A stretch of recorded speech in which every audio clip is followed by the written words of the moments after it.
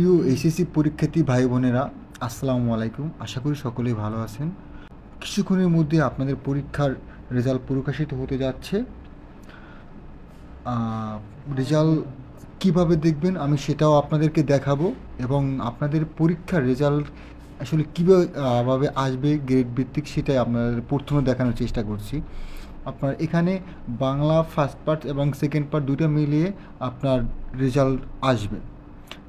English first part second part মিলিয়ে একটা result আসবে। আগে যেমন আলাদা আলাদা আসতো, বাংলা ফার্স্টের জন্য আলাদা, বাংলা সেকেন্ড পত্রের জন্য আলাদা যে রেজাল্ট আসতো, সেটা এবারে আর কি আসতেছে না। সেটা আর কি এবার একাত্রিত হয়ে আসতেছে। বাংলার ক্ষেত্রে বাংলা দুটো মিলিয়ে রেজাল্ট আসতেছে, ইংলিশের দুটো মিলিয়ে আসতেছে, এবং অ্যাকাউন্টিং আপনার যে গ্রুপের সাবজেক্টগুলো রয়েছে সেগুলো মিলিয়ে রেজাল্ট প্রকাশিত হচ্ছে।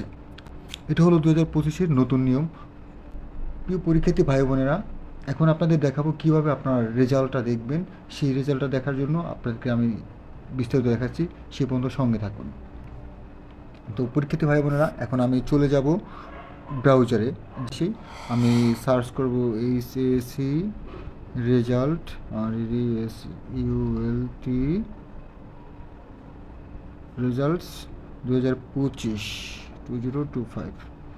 সার্চ করব। সার্চ করলে আমার মোবাইল ফোনটা আমি একটু ডেস্কটপ মোড করে নিয়েছি, যার কারণে এমন দেখাচ্ছে, একটু সাইজটা ছোটো দেখাচ্ছে। তো তারপরে আমি সার্চ করার পরে প্রথমেই চলে আসলো এডুকেশন শিক্ষা বোর্ড। এখন শিক্ষা বোর্ডে আমি এডুকেশন শিক্ষা বোর্ডে ক্লিক করব। প্রথমে একটু যেখানে একটা নীল মার্ক দেখা যাচ্ছে, এই যে এখানে আসে ক্লিক করলে আপনার এখানে ড্যাশবোর্ডটা চলে আসবে, রেজাল্টের ড্যাশবোর্ডটা। তো তবে প্রথমে আপনাদের যে কাজটা করতে হবে, এখানে এক্সামিনেশন ঢুকে আপনাদের যারা জেনারেল পরীক্ষা দিয়েছেন এসএসসি অথবা আলিম, তারা জন্য এটা সিলেক্ট করবেন, এসএসসি এবং আলিম সিলেক্ট করবেন। আমি প্রথমে এটা সিলেক্ট করে নিলাম। তারপর আপনাদের পাশের সাল 2025 সিলেক্ট করে নেবেন।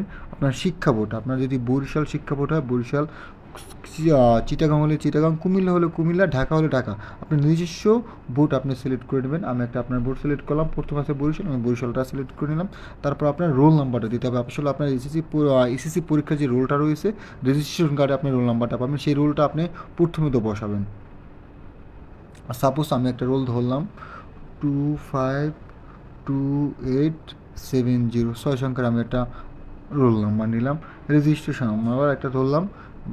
তারপরে আপনার এই রেজিস্ট্রেশন কার্ডে আপনার রোল নাম্বার রেজিস্ট্রেশন নাম্বার রয়েছে, সেটা দেখে আপনি দেবেন, সঠিকভাবে দেবেন।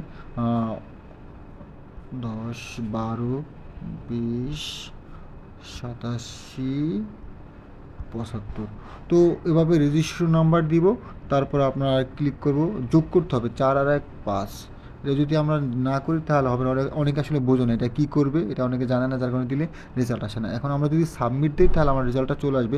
যদিও এখন আমার এটা রেজাল্ট চলে আসবে না, কারণ রোল নাম্বার রেজিস্ট্রেশন নাম্বার দুটোই আসলে ফেক, যার কারণে এটার প্রপারলি রেজাল্ট আমরা পাবো না। এখন আপনি যদি সঠিক তথ্য দেন তাহলে আপনার রেজাল্ট আসতে পারবে। প্রপারলি রোল নাম্বার রেজিস্ট্রেশন না দিলে তাহলে আপনার প্রপারলি রেজাল্টটা দেখতে পাবেন। ধন্যবাদ দর্শক। যদি সার্চ দিয়ে না পান সেক্ষেত্রে আমি অবশ্যই লিঙ্কটা কমেন্ট বক্সে দিয়ে রাখবো, সেই লিঙ্কে ক্লিক করেও আপনারা রেজাল্ট দেখতে পারবেন। ধন্যবাদ সঙ্গে থাকার জন্য।